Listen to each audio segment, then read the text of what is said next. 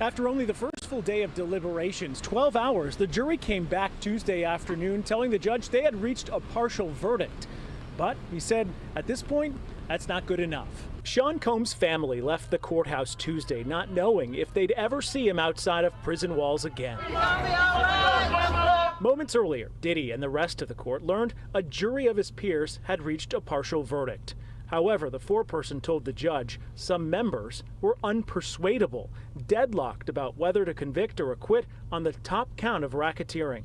They did decide on Diddy's fate for counts 2 to 5, which include sex trafficking of Cassie Ventura and Jane, and 2 counts of transportation and prostitution. There's some uncertainty as to whether or not there was a conspiracy, because you need that in the RICO. At the end of the day, the judge called the jurors back into the courtroom and instructed them to continue deliberating, but cautioned against surrendering their personal beliefs to conform with the group.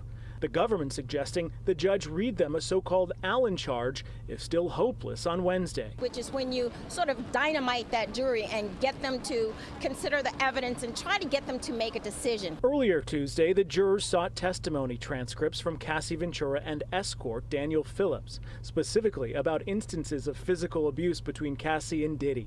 In the courthouse, Combs continues to pass time reading The Power of Positive Thinking and is surrounded by children and supporters. LaWanda Lane has been in New York for the deliberations. She's been looking after Combs' twin daughters and spoke to TMZ about him and his accusers. I'm not going to excuse the things that he has done that was wrong, because those are issues that he needs to work on, but they also did things that were not right, and a lot of things that were not told in court. Combs' camp tells me he continues standing by his faith through all of this.